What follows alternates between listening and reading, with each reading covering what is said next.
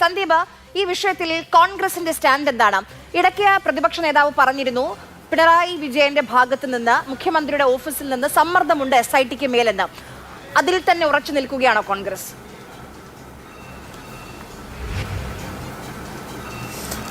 നോക്കൂ, ഈ വിഷയത്തിൽ തന്ത്രിയുടെ ജാമ്യാപേക്ഷ പരിഗണിച്ചുകൊണ്ട് കോടതി നടത്തിയിട്ടുള്ള ഉത്തരവിലെ പരാമർശങ്ങൾ, അതായത് തന്ത്രിയെ അറസ്റ്റ് ചെയ്യാൻ തെളിവിൻ്റെ ഒരു കണിക പോലും ഉണ്ടായിരുന്നില്ല എന്ന് ഒരുപക്ഷെ സാധാരണഗതിയിൽ ജാമ്യാപേക്ഷയുടെ ഉത്തരവിൽ കോടതികൾ നിരീക്ഷിക്കാറില്ലാത്തതുപോലെ പറയാറില്ലാത്തതുപോലെയുള്ള വളരെ വളരെ കൃത്യമായിട്ടുള്ള ഒരു നിലപാട് ഇക്കാര്യത്തിൽ കോടതി പറഞ്ഞിരിക്കുകയാണ്. തെളിവിൻ്റെ ഒരു കണിക പോലും ഇല്ലാതെയാണ് 41 ദിവസം ശബരിമല പോലെ ഒരു മഹാക്ഷേത്രത്തിലെ തന്ത്രിവര്യനായിരുന്ന ഒരാളെ പിടിച്ച് അകത്തിട്ടതെന്ന് പറയുമ്പോൾ, ജയിലിലടച്ചതെന്ന് പറയുമ്പോൾ അത് എത്ര പ്രധാനപ്പെട്ട എത്ര തെറ്റായിട്ടുള്ള കാര്യമാണ്. ഈ സർക്കാർ, ഇടതുപക്ഷ സർക്കാർ, പിണറായി വിജയൻ്റെ സർക്കാർ പറഞ്ഞു നിൽക്കാൻ വേണ്ടി, പിടിച്ചു നിൽക്കാൻ വേണ്ടി, അവർക്ക് നേരെ ഉയർന്ന ആരോപണ ശരങ്ങളിൽ നിന്ന് എങ്ങനെയെങ്കിലും രക്ഷ നേടാൻ വേണ്ടി ശബരിമല ക്ഷേത്രത്തിൻ്റെ തന്ത്രിയെ തന്നെ പിടിച്ച് ജയിലിലടക്കുക എന്നുള്ള അതിക്രൂരമായിട്ടുള്ള പ്രവൃത്തി ചെയ്തതോടുകൂടി വിശ്വാസ സമൂഹത്തിന് ഇതുപോലെ വേദനിപ്പിച്ച മറ്റൊരു സംഭവമുണ്ടോ? വിശ്വാസികൾക്ക് മുന്നിൽ തന്ത്രിയെ, അവർ ശബരിമല ദേവൻ്റെ പിതൃതുല്യനായി കാണുന്ന തന്ത്രിയെ മോശക്കാരനാക്കി ചിത്രീകരിക്കാൻ നടത്തിയിട്ടുള്ള നെറികെട്ട നീക്കം അതിപ്പോൾ ജനങ്ങൾക്ക് മുന്നിൽ ഒഴിവാക്കപ്പെട്ടിരിക്കുകയല്ലേ?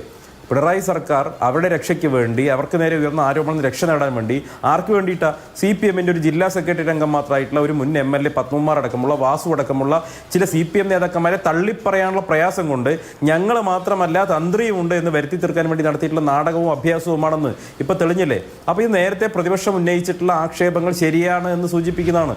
നേരത്തെ പ്രതിപക്ഷം പറഞ്ഞല്ലോ, ഈ അന്വേഷണം നടക്കുന്നത് ഹൈക്കോടതിയുടെ മേൽനോട്ടത്തിലാണെങ്കിൽ പോലും മുഖ്യമന്ത്രിയുടെ ഓഫീസിൻ്റെ കനത്ത സമ്മർദ്ദം ഈ അന്വേഷണ സംഘത്തിന് മേലുണ്ട് എന്ന് പ്രതിപക്ഷ നേതാവ് ഉൾപ്പെടെയുള്ളവർ നടത്തിയിട്ടുള്ള ആക്ഷേപങ്ങളെ ശരിവയ്ക്കുന്ന വിധിയാണ് പുറത്തു വന്നിട്ടുള്ളത്.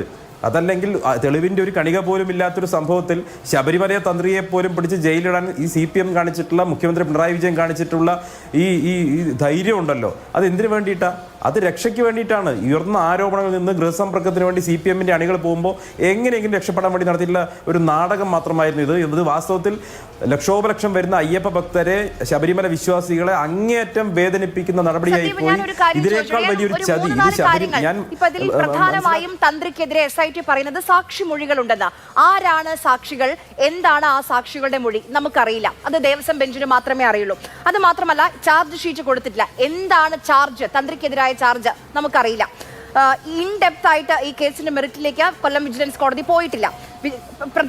അന്വേഷണത്തിന്റെ പ്രധാന ഘട്ടത്തിൽ എന്താണ് തെളിവുകൾ? ഇപ്പോൾ ഈ പോറ്റിയെ കയറ്റി എന്നുള്ളതാണ്. പോറ്റിയുമായി അടുത്ത ബന്ധമുണ്ടെന്നാണ് SIT ആവർത്തിച്ച് പറയുന്നത്. 3 റിപ്പോർട്ടിലും പറയുന്നു. ഒരുപക്ഷെ ഫോൺ കോൾ രേഖകളാണെങ്കിൽ അത് കൊടുക്കാൻ കഴിയില്ല ഈ ഘട്ടത്തിൽ SITക്ക്. അങ്ങനെ ഒരു ലൂപ്പ് ഹോൾ ഇല്ല. ഇതൊരു ബെയിൽ ഓർഡറായി നമുക്ക് കണക്കാക്കിക്കൂടെ?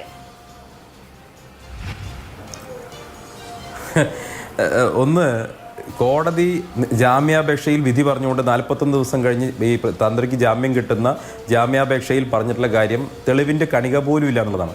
സാധാരണ ബെയിൽ ഒബ്ജക്ഷൻ കൊടുക്കുന്ന സമയത്ത് അന്വേഷണ സംഘത്തിൻ്റെ കൈവശമുള്ള തെളിവുകൾ കോടതിക്ക് സീൽഡ് കവറിൽ കൊടുക്കാലോ. എന്താ അതിന് തടസ്സമുള്ളത്? ഒരു തടസ്സവുമില്ല. അപ്പോൾ കൊടുക്കാൻ മാത്രം ഒരു തെളിവ് ഉണ്ടായിരുന്നില്ല, ചുക്കും ഉണ്ടായിരുന്നില്ല എന്നുള്ളതാണ് സത്യം, ഒന്നാമത്തെ കാര്യം. 2, ഇവിടെ കോടതി ഇക്കാര്യത്തിൽ കാര്യങ്ങൾ കൃത്യമായി പറഞ്ഞപ്പോൾ ഞാൻ നേരത്തെ പറഞ്ഞല്ലോ, ഇത് വേദനിപ്പിച്ചിട്ടുള്ള ശബരിമലയിലെ തീർത്ഥാടകരായിട്ടുള്ള ലക്ഷോപലക്ഷം വരുന്ന തീർത്ഥാടകരുടെ വിശ്വാസികളെ വേദനിപ്പിച്ചിരിക്കുകയാണ്. എങ്ങനെയാണ് ഇതുപോലൊരു മഹാക്ഷേത്രത്തിൻ്റെ തന്ത്രിയെ, ശബരിമല അയ്യപ്പൻ്റെ പിതൃതുല്യനായിട്ടുള്ള ഒരു വ്യക്തിയെ ഇങ്ങനെ അറസ്റ്റ് ചെയ്ത് കള്ളക്കേസ് പോയി ജയിലിടാൻ ഇവർക്ക് തോന്നിയതിൻ്റെ ചേതോവികാരം എന്താ? ഇപ്പോൾ നേരത്തെ ചർച്ചയിൽ ആങ്കർ ചോദിക്കുന്നത് കേട്ടു, ഈ സമയത്ത് ഇതുപോലെയൊക്കെ ചെയ്യുമോ സർക്കാർ എന്ന് ചോദിക്കുന്നത് കേട്ടു. അത് നിങ്ങൾക്ക് പിണറായി വിജയനെ അറിയാത്തതുകൊണ്ടാണ്. നെയ്യാറ്റിൻകര ഉപതെരഞ്ഞെടുപ്പിൻ്റെ മൂർധന്യാസത്തിൽ നിൽക്കുമ്പോൾ TP ചന്ദ്രശേഖരനെ വെട്ടിക്കൊല്ലാൻ യാതൊരു മനസാക്ഷി കുത്തുമില്ലാത്ത, യാതൊരു ലോജിക്കും പരിഗണിക്കാത്ത CPMന് ഇതിലപ്പുറമുള്ള അതിക്രമം ചെയ്യാൻ സാധിക്കും?